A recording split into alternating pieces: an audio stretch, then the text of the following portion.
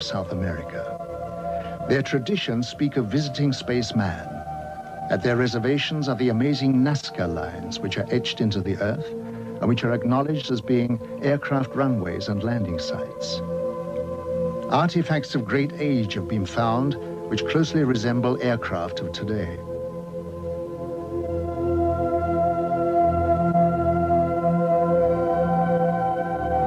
The sensational crop formations of England have generated great interest, and the question has to be asked if there is any connection with the etching in Peru.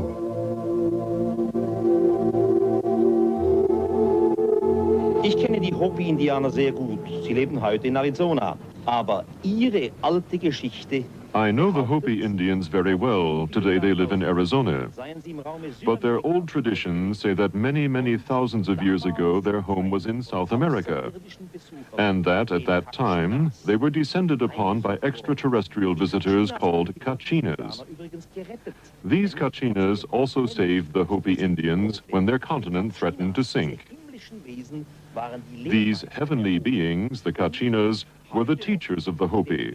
And even today, the Hopi Indians make figures of the Kachinas for the younger generations, so that no one should forget the visit of their original teachers from outer space. And even today, the Hopi are convinced that one day the Kachinas will come again. In this connection, it's interesting that a short time ago I showed White Bear, one of the oldest members of the Hopi, pictures of the Maya cities Tikal and Palenque. He was beside himself with excitement and said, "We understand that. Our ancestors built that under the guidance of the Kachinas."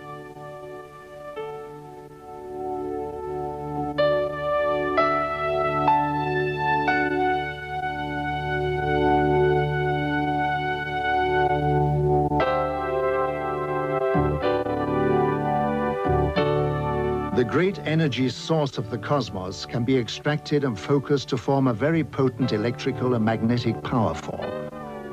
It is a power of great destructive potential, and the ability to control it can only be given to those of higher understanding and achievement. Such power sources were built into the Great Pyramids by another race thousands of years ago, when they needed recharging facilities for their spacecraft while on reconnaissance flights around the universe. The units were built within the protective framework of the pyramids to protect them from discovery. As the world focuses on the mystery of the Egyptian temples, our space probes have located similar strange pyramids on Mars.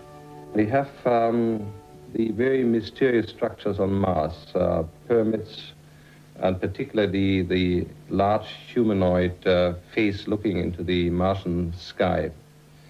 All the investigations on Mars with the Viking probes show quite clearly that Mars has been in the past different. The physical makeup points to an ecological system. And the pyramids, again, really make quite clear that they cannot be possibly natural structures. I really believe that they are artificial structures. The human or humanoid face on Mars shows that if there have been visitors in the past, a long time ago, then they were humanoid. The readings of the early Bible told many stories of Earth being visited by heavenly teachers on blazing chariots who gave information of great wisdom. They told of how they had always been in the sky and would return one day. This is one of the prophecies of the Bible, which was taken from the word of the visitors. How did modern man go about interpreting these holy clues?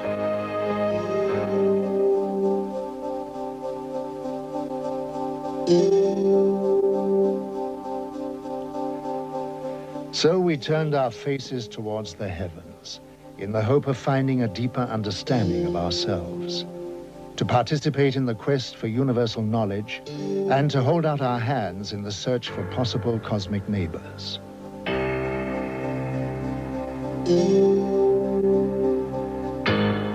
If we consider that most of the stars in the Milky Way are twice as old than our sun, 10,000 million years old, then obviously there may be highly advanced old civilizations which have developed interstellar travel. So my answer would be it is more than likely, not only possibly, but more than likely, that extraterrestrial visitors are traveling to other solar systems, other planetary systems. Thus, we really should expect extraterrestrial visitors in our solar system observing human civilization. As fantastic as this may seem, photographs of unknown flying craft, known as UFOs, have been taken around the world, captivating the public's attention for decades. This photograph was taken in 1978 in Brazil. This was photographed in Switzerland in 1975.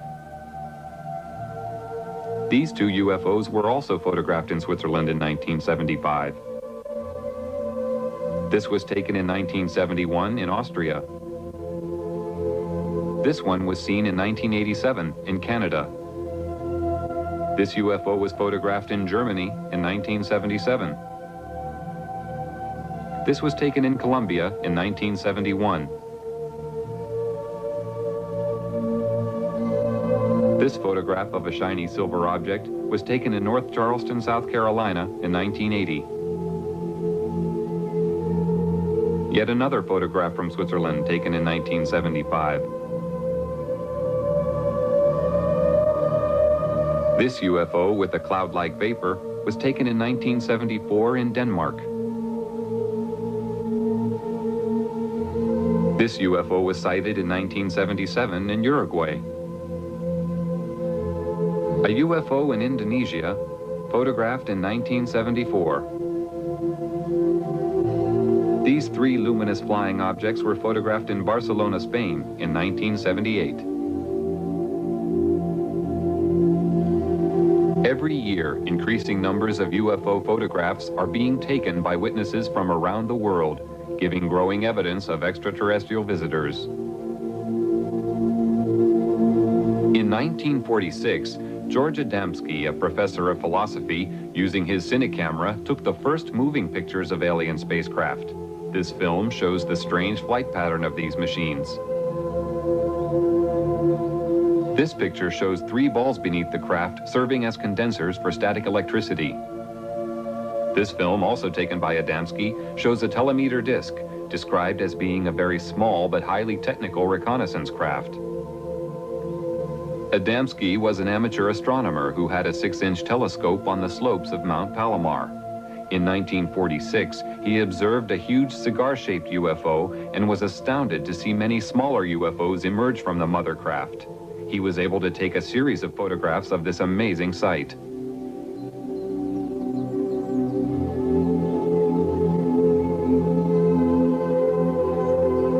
After taking many photographs of these alien flying machines, an event took place which would change the course of Adamski's life. On November 20th, 1952, he had his first contact with a human-looking alien visitor. Adamski was walking in a desert canyon in California when he came face-to-face with an extraterrestrial standing beside a landed spacecraft. The alien told Adamski that the meeting was not by accident and that he had come to give a message. He warned of the danger we were creating by exploding nuclear weapons. He said that the human race had no idea of the very powerful and deadly long-term effects we were creating, which could not only destroy ourselves, but also our planet, and that the continued use of such weapons could eventually endanger our cosmic neighbors. Adamski was asked to spread this message. The alien visitor promised that he would return and meet Adamski at a later time. Adamski was later taken for flights into space, where deeper, more meaningful messages were given to help the human race to understand another point of view of our world. Adamski devoted his time to spreading the visitor's message and was later joined by a Danish Air Force Major, Hans Petersen. Well, you see, after the contact in the desert, George had an inner feeling that this was not the end of it.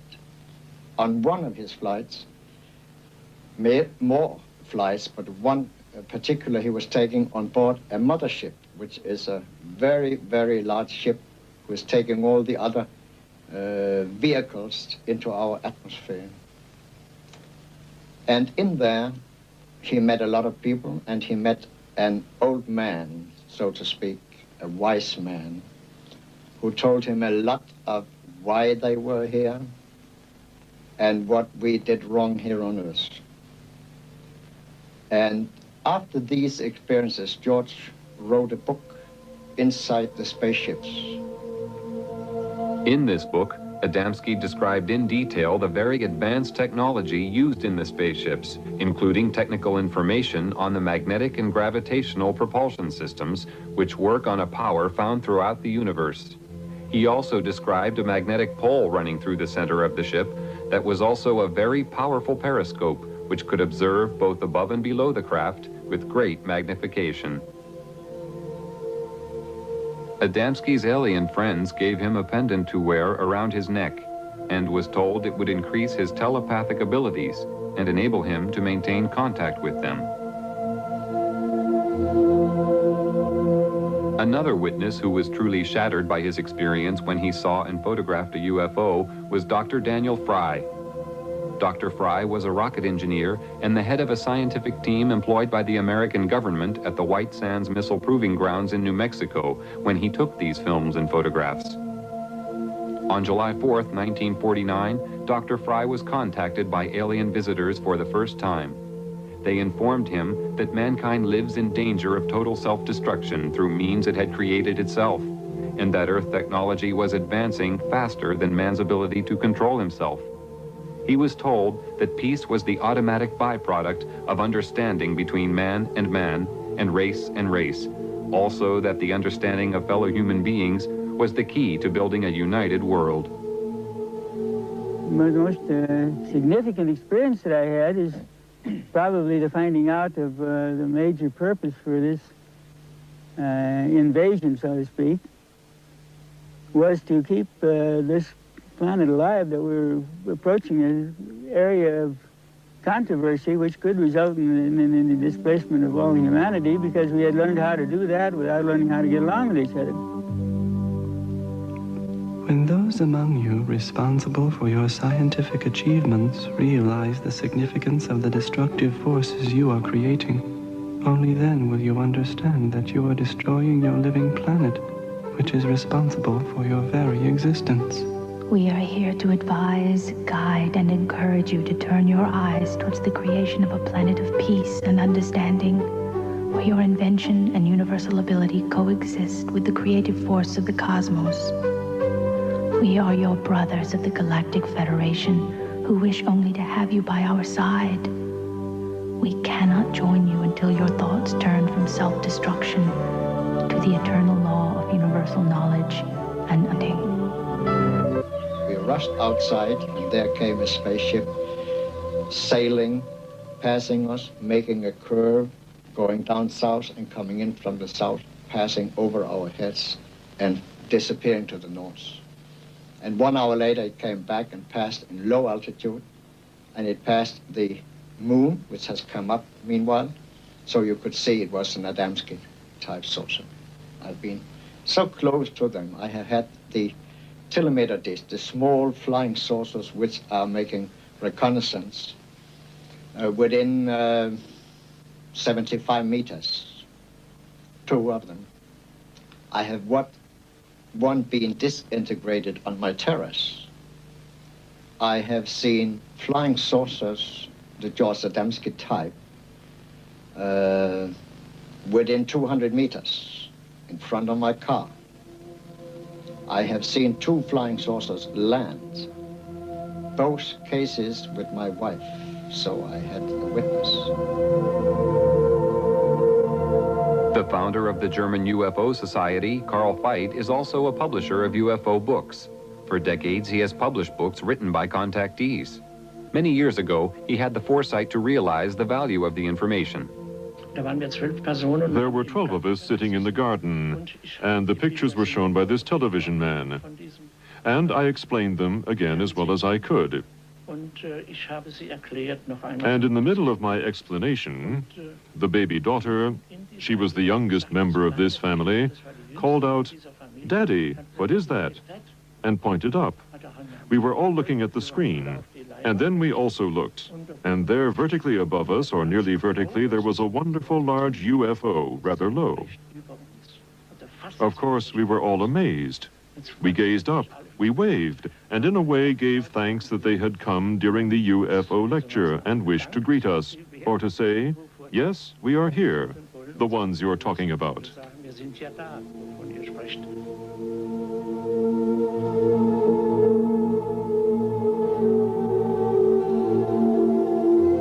Tony Dodd is a retired British police sergeant who had a close encounter with a UFO.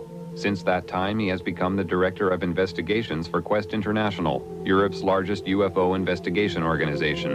I was driving a police patrol vehicle in a remote area in Yorkshire when I saw the most amazing disc-shaped flying machine.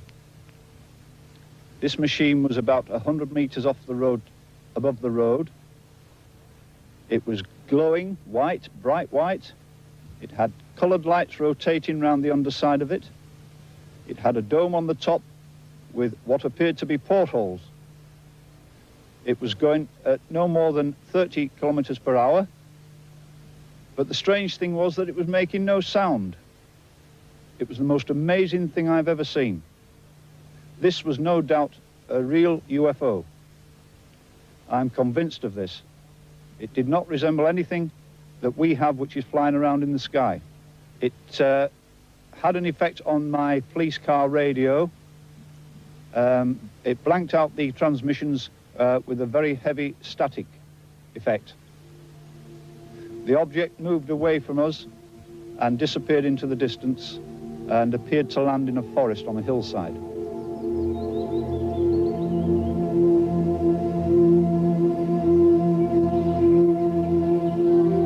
George once told me that they work in all countries, all over the world. And they live among us, they have jobs. One day, George met a couple in New York on 5th Avenue. He was looking in a shop in the window, and a couple passed him with a little boy between them. And he got this strange feeling that they were space people. And he put a thought towards them. Are you space people? And come back. They turned around and came back and said, your thought is correct. Adamski was given insight into the purpose of his life by his extraterrestrial friends. And in this sense, all these people who have come into contact with extraterrestrial beings are confronted with these wonderful facts, and they have also had an insight into their lives.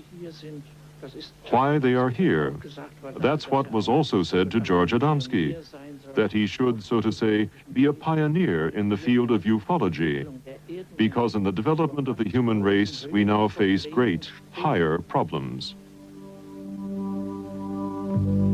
Our first face-to-face contact with a member of your race in modern times was a man called George Adamski. He was chosen because of his astronomical awareness and placid naivete, coupled with a cosmological awareness. During our contact, he was told many things which he was asked to pass on to mankind, and was forewarned of the ridicule he would be exposed to. He showed high integrity and learned quickly the significance of our intentions. He was the ideal subject for our first contact. He created a chain reaction of awareness which continues to spread at the present time. He was the first seed sown by us to open the eyes of your world. The first thing that made me realize that there was definitely something else happening was as a result of the first sighting. After this, using my policeman's mind, I used to watch in the area where I'd seen this thing. And over a period of time, I saw many more of them. And it got to a fairly regular event. And I saw them at close range. I saw them doing aerobatics, almost on occasions as if they were doing them for me. on very remote hillsides. And then on one occasion, one came past, it flew over my head, and I flashed a light at it. And this thing turned around and came back. And as it got above my head, this was only about 25 feet above the ground. It had a long light on the front of it, a long elliptical shaped light. And as it got to my position, the light increased in intensity, went down, and then increased in intensity and went down again, almost as if it was signaling me back. And then it turned and flew off again. I knew at this time this was an intelligently controlled machine who was acknowledging my signal. I was certain before this time that there were alien craft flying around, but this particular incident really convinced me of this. So where are our alien visitors coming from? Or is it possible that they've been here all the time? If so, where? Military and civil airline pilots from around the world have constantly reported having the most unusual experiences in the skies, including contact with UFOs. On September 19, 1979, a UFO followed a military aircraft over Germany. This is a close-up of the object. This B-52 Canberra bomber was flying over Edwards Air Force Base in California in 1954 when a UFO was seen near the aircraft. Here is a close-up of the UFO. Many pilots flying B-52 bombers reported seeing UFOs. This one was photographed at 12,000 feet in June 1966 over Utah by aircraft pilot Williams. An aircraft over Venezuela had a close encounter with a UFO. This photograph was taken from the plane. In June 1976, the British Airways Concorde was being filmed in flight when a small UFO appeared. After maneuvering around the plane in a manner that indicated intelligent control, the UFO flew off at great speed. This was witnessed by the whole crew. Here is a replay in slow motion.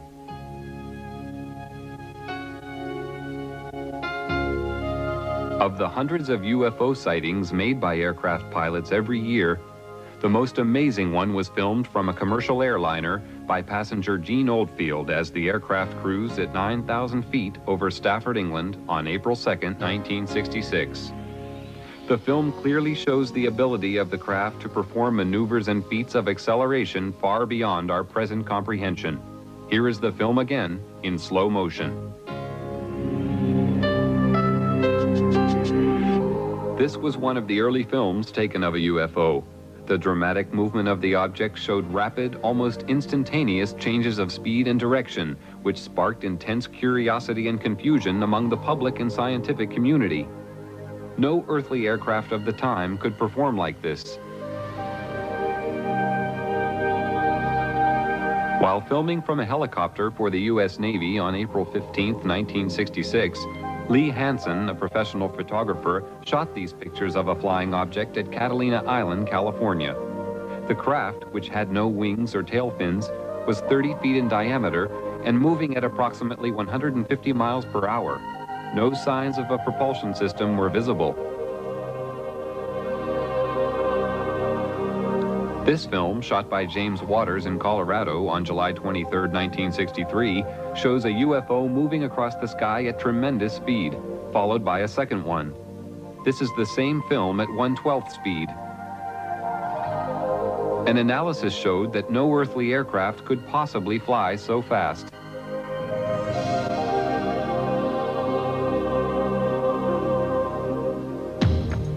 In late December 1978, a record number of UFO sightings were being reported by radar operators and pilots in the area of Wellington, New Zealand.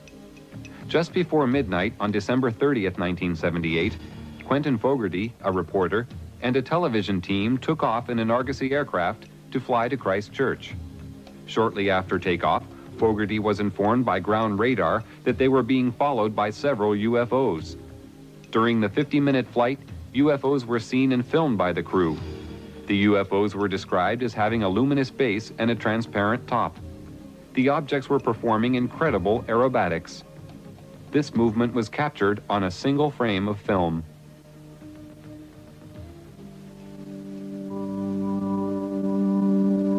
We have been present in your skies for hundreds of Earth years, but because of camouflage devices, you have been unable to observe us.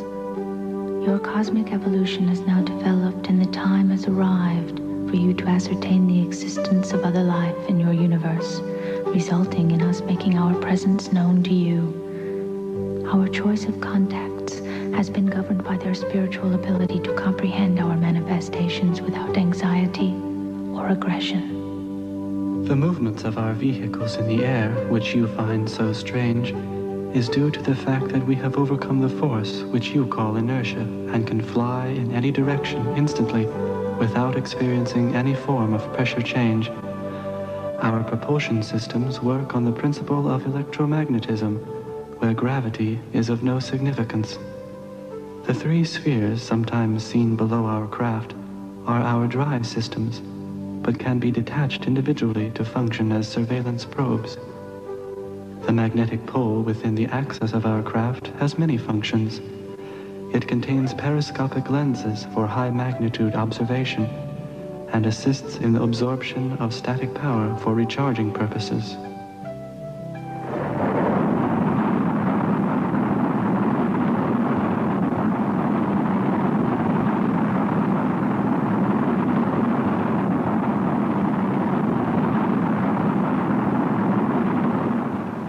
It seems to me quite clear that a humanoid civilization will very likely try to find other humanoid civilizations in the Milky Way, if we just take the Milky Way as our place for travel. I'm not talking about extragalactic civilization now. The possibility of finding humanoid civilizations would always be of interest.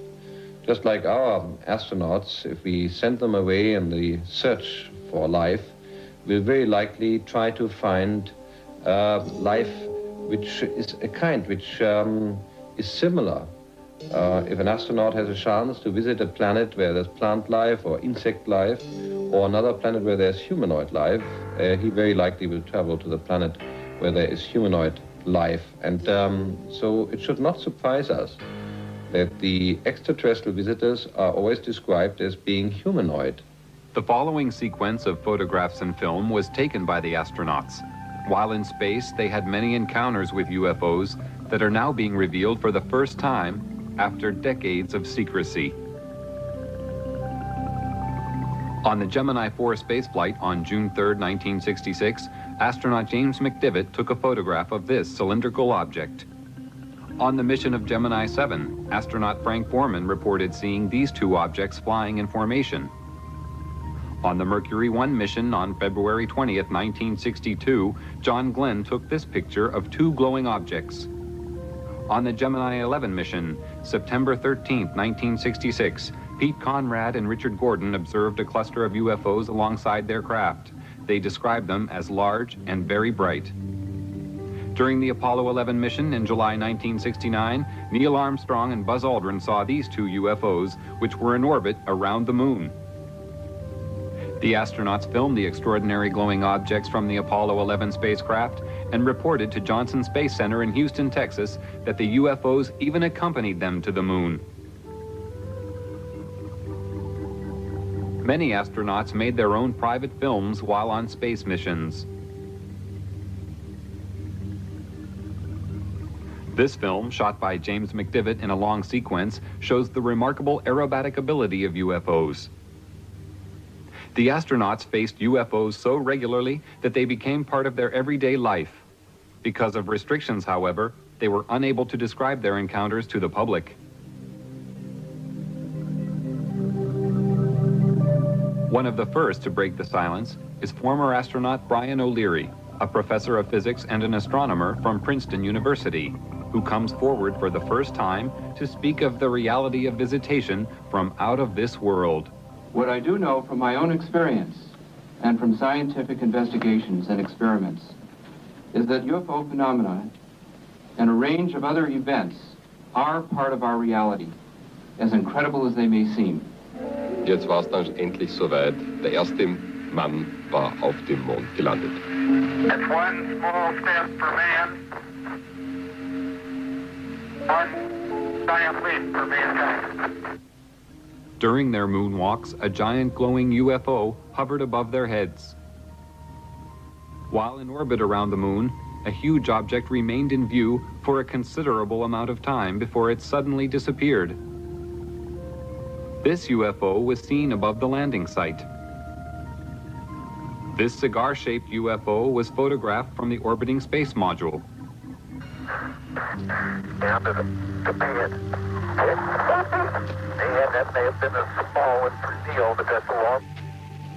On this very first trip into the unknown, the astronauts repeatedly reported to Mission Control that they were being escorted by unidentified flying objects. After landing on the moon, the astronauts stated that the UFOs were still present in the distance, hovering near a large crater. They were well aware that they had been observed throughout their entire mission. It's also like sundown again. Yeah, powder. I was strolling on the moon one day in a merry, merry month of December. Now, May's the month. May, that's right. May is the year of the month. When, much to my surprise, a pair of lovely eyes. Hello, Ryan. This is Houston. Hi there. We lost you for a while. Yeah, we sure did.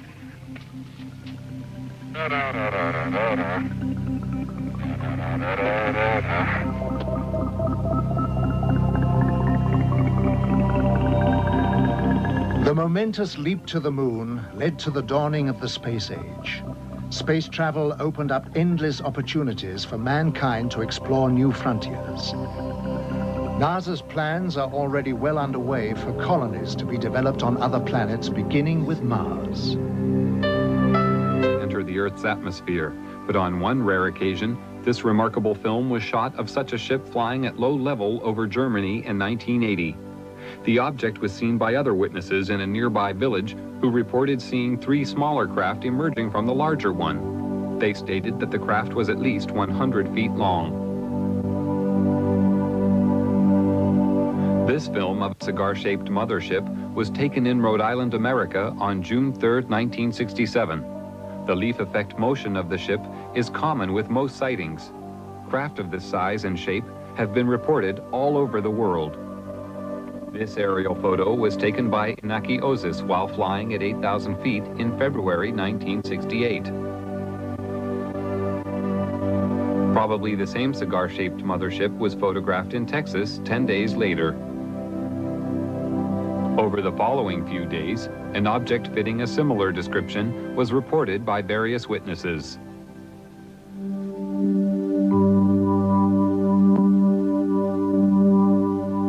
Life aboard our motherships is ruled by a mixture of self-discipline, love of each other, and the merging of all spirits into one.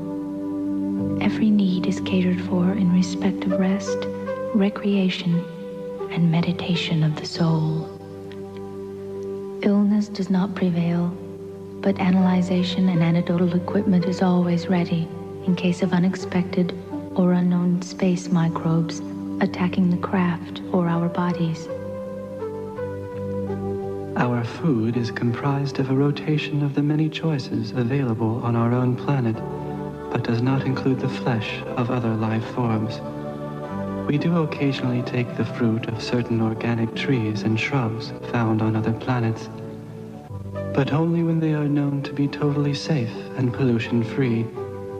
Our water on the craft is produced by cosmic conversion. All byproducts are disposed of by the disintegration of the composite molecules. The psychological spirit of each of us is at one with the elements which surround us. And when we are at one with our universe, we are at peace. My personal views on UFOs are that these are alien piloted vehicles. When I say alien, I mean alien to anything we know. That possibly they come from other worlds, but I think it's highly likely also that they come from other dimensions, other time spheres. And that there isn't one type of alien coming here. There are probably many of them, all from different areas. When people report these things, we get such a variety of things reported, so many shapes, so many forms, and this appears to cause the confusion because there is such a variety of these things. But really speaking, if these things are visiting us from a whole host of different areas, one would expect them to be different forms, different machines, and I think this personally is the answer to it.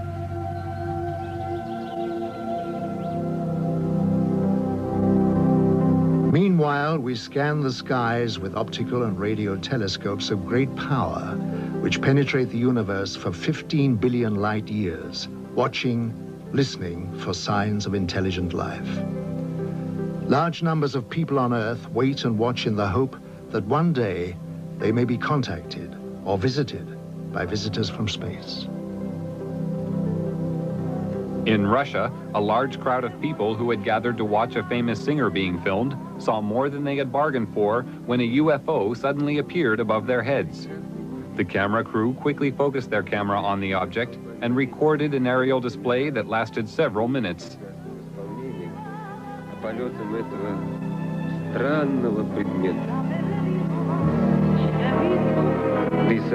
The crowd found this more intriguing than the singer.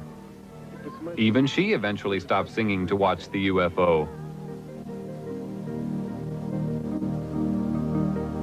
Numerous UFOs are seen over Russia regularly.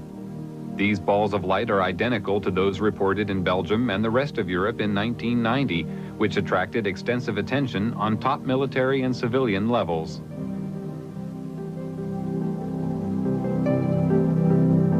In April 1990, this cigar-shaped UFO was filmed over Russia by an amateur. These flying objects are now acknowledged by the Russian military as being alien flying machines. The nucleus, the authentic nucleus of the UFO phenomenon must be our research field, and that is certainly worthwhile. However skeptics may talk about the UFO phenomenon, whether they call people who have encountered psychopaths or even scientists who concern themselves with UFOs as cranks, we simply have to accept, if we inform ourselves, that there's a small percentage of absolute authentic cases which represent the UFO phenomenon. And we must continue to investigate this nucleus. It will be worthwhile. When I first saw my UFO, I always quote my UFO now, you've got to bear in mind I was dealing with something like this with the clinical mind of a policeman. So my immediate reaction was, well, what makes a thing like this tick? How does it go? How can you get an enormous machine like this which doesn't make sound? Why does it look so beautiful? Why did I see it? Why was it there? There are so many whys. And I knew I had to find out answers to these things. It was very, very difficult. There was no easy way of finding an answer to something like this. But it seemed to me that things naturally came my way. I started to receive reports from people as it became known I was interested in this subject. And then I had so many other incidents following this of close encounters. It was quite amazing, really, because these things seemed to know where I was, even when I wasn't on the initial hillsides where I found them. I had occasions when I would be driving down a country road, then suddenly one of these things would be in the sky, flying alongside me very close. And it was almost a cat and mouse game. And I had nothing but no fear. Never any fear, because there was never anything directed towards me which would indicate there was any hostility. And so I got a sort of affection for them. I had to keep thinking, what kind of technicians put something like this together? because it was such an amazing thing. But I knew that this thing was not from here. For the past 45 years, people from every country have reported seeing UFOs. The descriptions of these objects have been all too similar, despite the fact that the witnesses live thousands of miles apart. Witnesses include astronauts, pilots, scientists, and police, even presidents of the United States. Jimmy Carter and Ronald Reagan have spoken openly about their seeing UFOs. Since 1945, an estimated 5 million UFO sightings have been reported from across the world. Most sightings are of singular objects, although many are of 2 or 3. In some cases, large formations have been spotted. The greatest number of UFOs usually appear after 9 p.m. Although a large percentage of these sightings can be explained as natural phenomena, many cannot. Thousands of people are asking questions. What are these UFOs? Where do they come from? Why can't I see one? Why are they here? And more people want to communicate with the extraterrestrials, to learn more about them, get to know them, to understand. 20th century, the winds of change began to blow. Events were to take place which would change the course of mankind forever. The atomic age had arrived.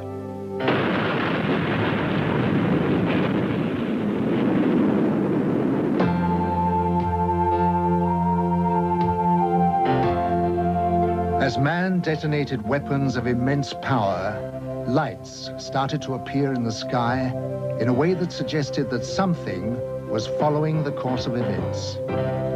The shattering thought imposed itself that we were perhaps not the only inhabitants of the universe. Since the beginning of civilization, we had been watching the stars, never dreaming that they, in turn, might be watching us. History was about to change.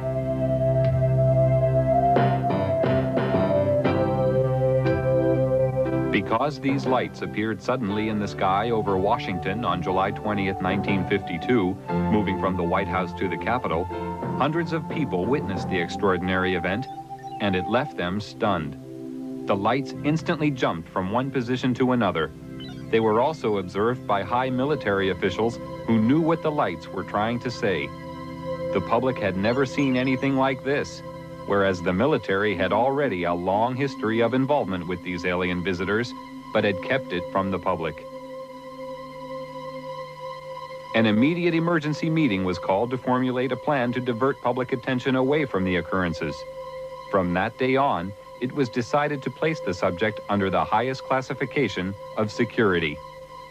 Then came the first announcement to mislead the public made by Chief of Air Intelligence, Major General John Sanford.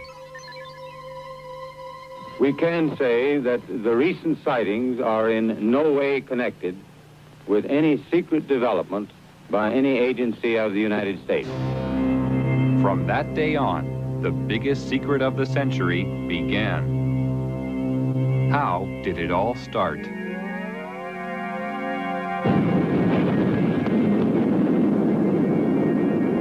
After the first atomic bomb was detonated, more tests were made of the effects on the environment and human subjects to gauge the degree of contamination unleashed.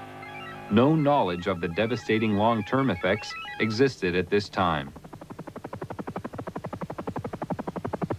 Here in New Mexico, an army base close to a small town called Roswell became the focus of attention on July 2nd, 1947, when Bill Brazel, a farmer, found a crashed disc-shaped craft on his land. The military arrived on the scene and quickly isolated the spot when they found debris scattered over a wide area. They also found 4 dead humanoid alien bodies who had been ejected from the craft. Because of many recent UFO sightings by the military, they accepted the existence of visitors from outer space who obviously possessed a technology which was far beyond our understanding. Now, for the first time, they had tangible evidence and were eager to learn its secrets. Roswell was the home of the 509th Bomber Wing, the sole American atomic bomber group. Major Jesse Marcel, an Army intelligence officer, was engaged on the recovery operation and asked Walter Haught, the Army Public Relations Officer, to prepare a story for the local newspaper. He told me to prepare a release with basically the information that he gave me over the phone. When it was done, to take it into community and deliver it, hand deliver it to the 4 news media we had in Roswell at that time, which is what I did. The story was published in the local paper. The news was also prepared to be aired by the local radio, but Judd Roberts, the radio station manager, was warned not to broadcast it. Sorry. The question that we ran into is the very next morning, some friendly person, probably from Clinton Anderson's office, called us from Washington and said, we understand that you have some information, and we want to assure you that if you release it on this matter, because it's not supposed to be released, it's very possible that your license could be in jeopardy, and so we suggest that you not do it. And he said, when I mean in jeopardy, like maybe 3 days. Preparations were made at Roswell Army Base for the transport of the wreckage. Robert Shirkey witnessed the secret handling of the parts. They came in the front door, straight down the hallway, and right out onto the ramp to climb into the airplane. And these were the people that were carrying parts of the crashed flying saucer at that time, UFO today, that I got to see. And that was the only thing I got to see. And it was very short, very quick. Colonel Blanchard, in order to get out of their way, had backed into the doorway of the ops office. And I stepped up to him and I said, Colonel, turn sideways. I want to see too.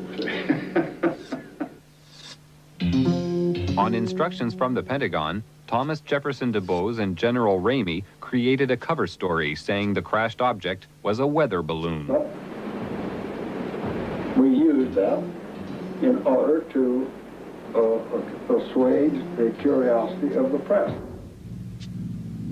The wreckage was loaded back onto an aircraft and flown out under cover of great security and secrecy to Wright-Patterson Air Force Base. The pilot kept silent for several years, but informed his wife after the story appeared in a newspaper. I guess now that they're putting in the paper, I can tell you about this. I wanted to tell you for years. He said, I want you to read this article because it's a true story. And I not only know that it's true, but I'm the pilot who flew the wreckage of the UFO to Dayton, Ohio. Wright-Patterson Air Force Base was considered the most technologically advanced research center in the United States. The wreckage of the Roswell crash was dismantled for analysis.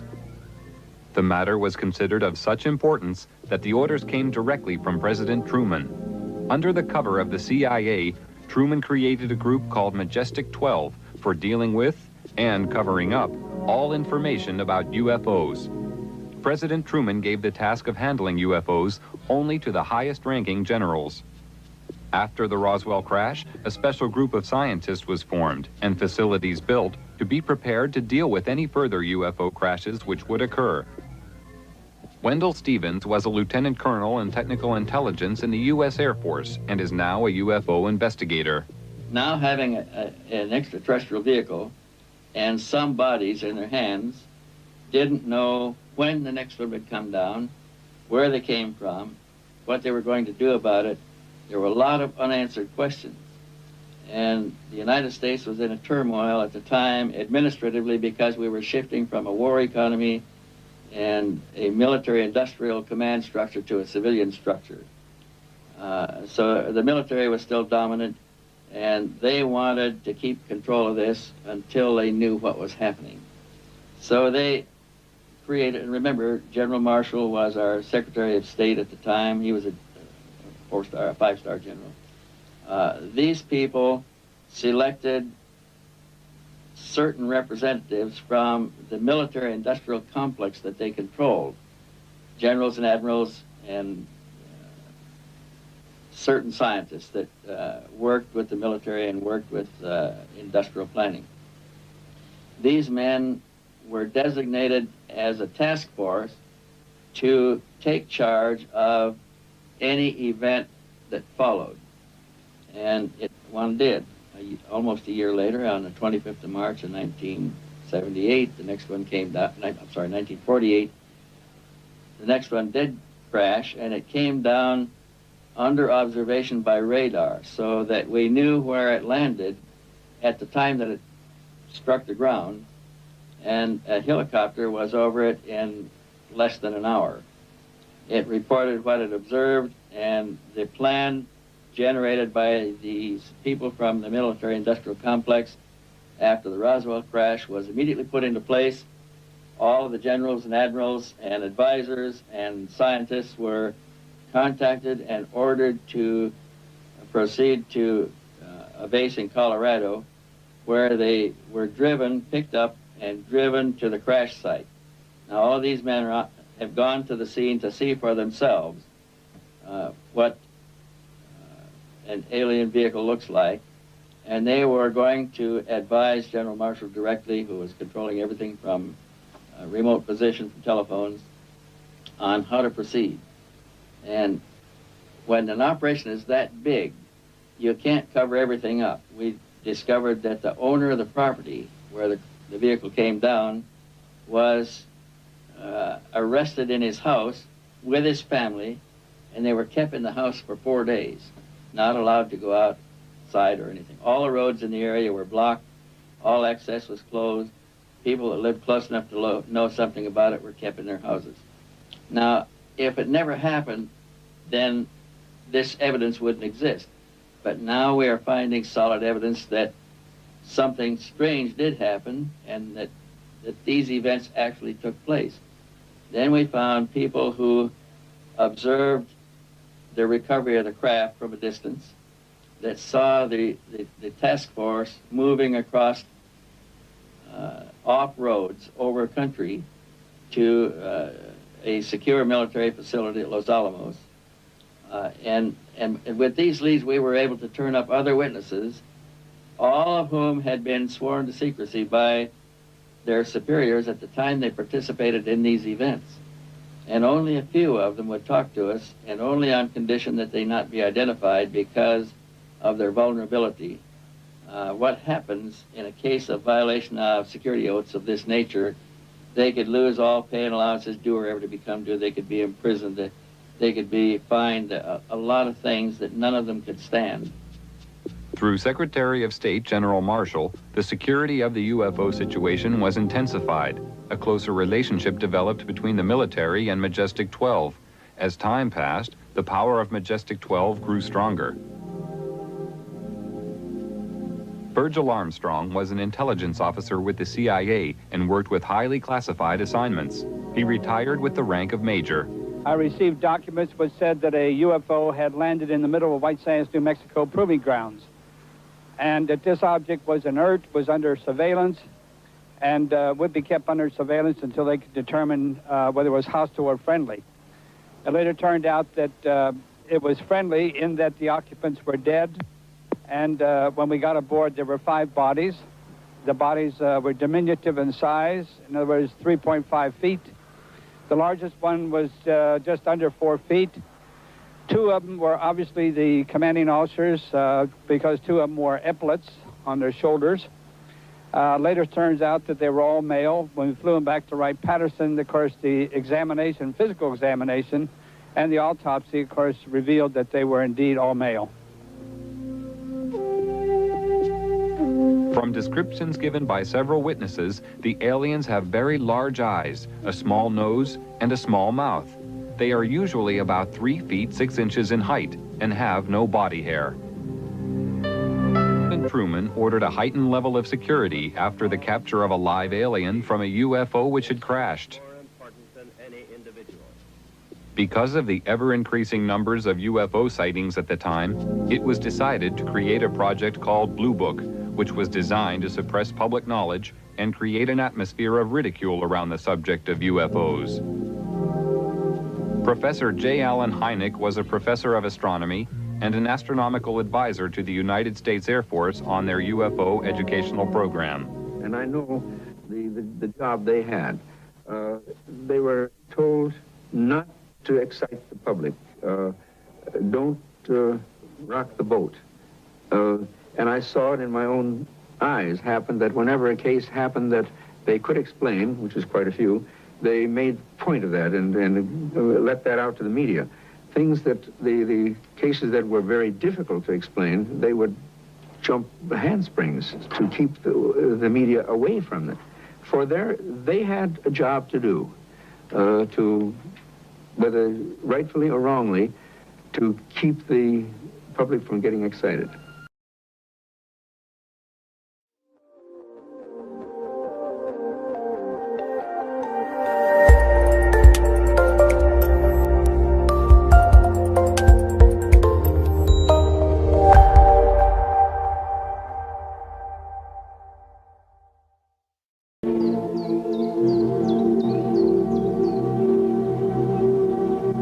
The ancient Indians of Peru were a highly advanced civilization who lived thousands of years ago in the jungle of South America. Their traditions speak of visiting spaceman.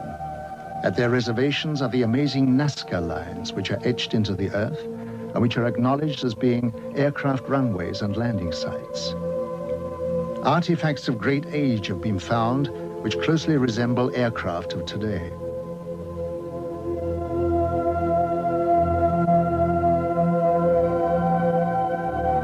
The sensational crop formations of England have generated great interest, and the question has to be asked if there is any connection with the etching in Peru.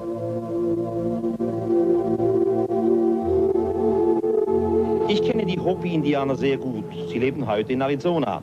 Aber ihre alte Geschichte. I know the Hopi Indians very well. Today they live in Arizona. But their old traditions say that many, many thousands of years ago their home was in South America. And that at that time they were descended upon by extraterrestrial visitors called Kachinas. These Kachinas also saved the Hopi Indians when their continent threatened to sink. These heavenly beings, the Kachinas, were the teachers of the Hopi.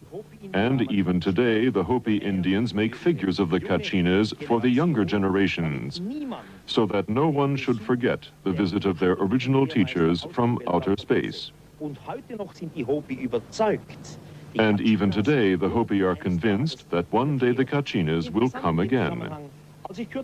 In this connection, it's interesting that a short time ago I showed White Bear, one of the oldest members of the Hopi, pictures of the Maya cities Tikal and Palenque. He was beside himself with excitement and said, "We understand that. Our ancestors built that under the guidance of the Kachinas."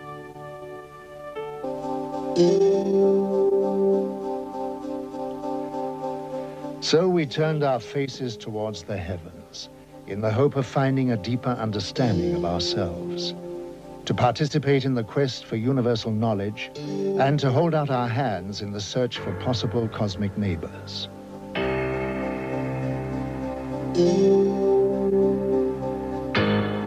If we consider that most of the stars in the Milky Way are twice as old than our sun, 10,000 million years old, then obviously there may be highly advanced old civilizations which have developed interstellar travel. So my answer would be it is more than likely, not only possibly, but more than likely, that extraterrestrial visitors are traveling to other solar systems, other planetary systems. Thus, we really should expect extraterrestrial visitors in our solar system observing human civilization. As fantastic as this may seem, photographs of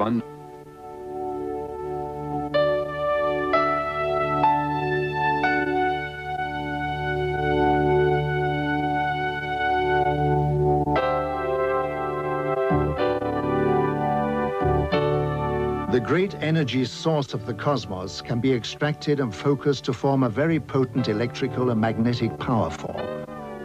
It is a power of great destructive potential, and the ability to control it can only be given to those of higher understanding and achievement. Such power sources were built into the Great Pyramids by another race thousands of years ago, when they needed recharging facilities for their spacecraft while on reconnaissance flights around the universe.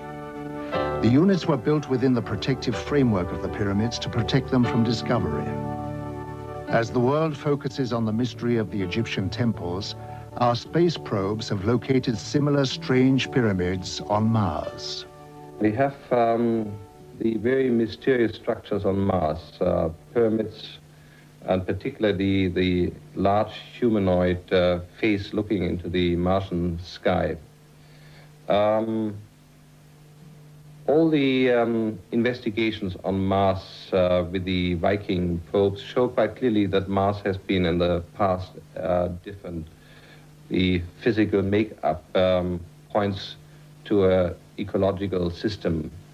And the pyramids, again, really make quite clear that they cannot be possibly natural structures. I really believe that they are artificial structures. The human or humanoid face on Mars shows that if there have been visitors in the past, a long time ago, then they were humanoid. The readings of the early Bible told many stories of Earth being visited by heavenly teachers on blazing chariots who gave information of great wisdom. They told of how they had always been in the sky and would return one day. This is one of the prophecies of the Bible, which was taken from the word of the visitors. How did modern man go about interpreting these holy clues?